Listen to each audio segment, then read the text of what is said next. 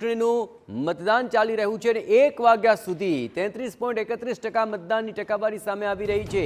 અહીં 1.56 કરોડ મતદાતાઓ છે। અહીં મતદાતાઓ પણ અત્યારે ઉત્સાહ તેમાં જોવા મળી રહ્યો છે। રાજકીય હસ્તીઓ પણ મતદાન કરવા માટે પહોંચી હતી। અરવિંદ કેજરીવાલે કર્યું હતું મતદાન, જ્યાં રાષ્ટ્રપતિ દ્રૌપદી મુર્મુ, એલજી વીકે સક્સેનાએ કર્યું મતદાન। અરવિંદ કેજરીવાલ પોતાના માતા પિતાને વ્હીલચેર પર બેસાડીને મતદાન કરવા માટે પહોંચ્યા હતા। એસ જયશંકર, રાહુલ ગાંધીએ પણ કર્યું મતદાન।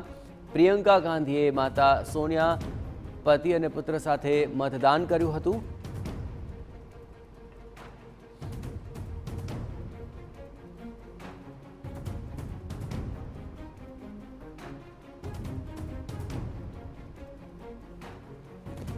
દિલ્હી વિધાનસભાની 70 વિધાનસભા બેઠકો માટે આ મતદાન પ્રક્રિયા ચાલી રહી છે અને અત્યારે 1 વાગ્યા સુધીના જે આંકડાઓ પ્રાપ્ય બની રહ્યા છે 33%થી વધુ મતદાનનો આંકડો સામે આવી રહ્યો છે। અહીં અરવિંદ કેજરીવાલ સહિત અન્ય રાજકીય હસ્તીઓ પણ પોતપોતાના મત કેન્દ્રોની અંદર પહોંચીને મતદાન કર્યું હતું। કેજરીવાલ ઉપરાંત એસ જયશંકર, રાહુલ ગાંધી, રાષ્ટ્રપતિ દ્રૌપદી મુર્મુ, પ્રિયંકા ગાંધી, સોનિયા ગાંધી, આ તમામ લોકોએ મતાધિકારનો ઉપયોગ કર્યો હતો અને લોકોને પણ અપીલ કરી હતી કે તેઓ પણ મોટી માત્રામાં મતદાન કરે। જોકે 1 વાગ્યા સુધીના આંકડાઓમાં 33.31% મતદાનનો આંક સામે આવી રહ્યો છે। કુલ 1.56 કરોડ મતદાતાઓ છે કે જે આજે દિલ્હી વિધાનસભાની ચૂંટણીની અંદર લઈ રહ્યા છે ભાગ।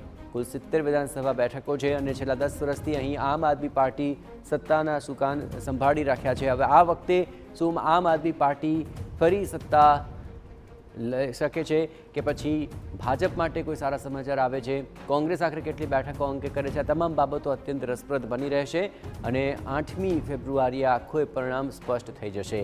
આપણે એ પણ જણાવીએ કે નવી દિલ્હી, કોલકાજી અને જંગપુરામાં સૌથી વધારે રોમાંચક જંગ જોવા મળી રહ્યો છે। જોકે બુરખા દ્વારા ફેક મતદાન કરવાનો મામલો પણ અત્યારે સામે આવ્યો છે અને કુલ 13,766 મતદાન કેન્દ્રો પર જે મતદાનની વ્યવસ્થા કરવામાં આવી છે ત્યાં हाल અત્યાર સુધીમાં શાંતિपूर्ण માહોલમાં મતદાન થઈ રહ્યું છે।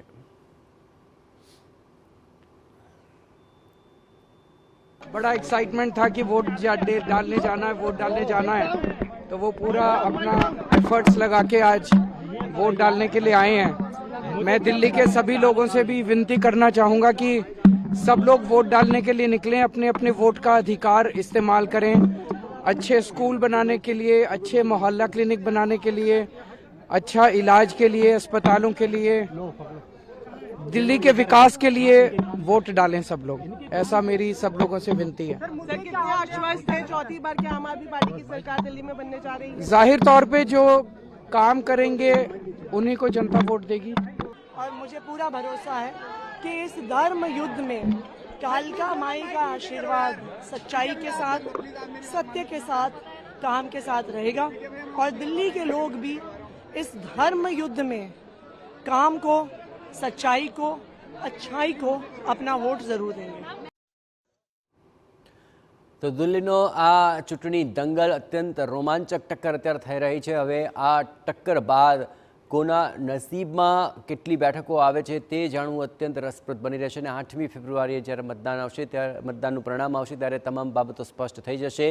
મતદાતાઓમાં સવારે થોડું ઓછો ઉત્સાહ જોવા મળ્યો પણ ત્યારબાદ 1 વાગ્યા સુધીમાં 33%થી વધુ મતદાનનો આંક નોંધાયો છે।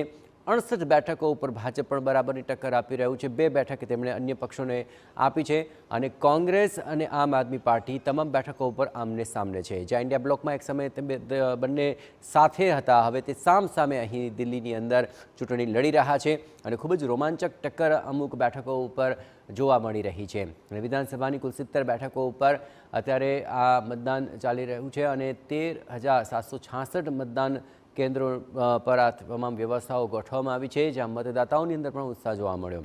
તમામ રાજકીય અગ્રણીઓએ પણ મતદાન કર્યું છે। મતદાન મથક ઉપર પહોંચીને મતદાન કર્યા બાદ તેમણે લોકોને પણ અપીલ કરી હતી કે તેઓ દિલ્હીના વિકાસ માટે મતદાન કરે, મોટી સંખ્યામાં મતદાન કરે અને સૌ કોઈ હવે પોતપોતાની જીતના દાવા કરી રહ્યા છે। કુલ 699 ઉમેદવારો છે, જેમાંથી 96 મહિલા ઉમેદવારો પણ આ વખતે ચૂંટણીના મેદાનમાં છે। 70 વિધાનસભા બેઠકોમાંથી હવે કોને જીત મળે છે, કોની થાય છે હાર, ક્યાં કાંટાની ટક્કર છે, આ તમામ બાબતો અત્યંત રસપ્રદ તબક્કામાં પહોંચી ચૂક્યું છે આ આખો માહોલ। પરંતુ હવે જોવાનું રહેશે 8મી તારીખે કોની જીત થાય છે।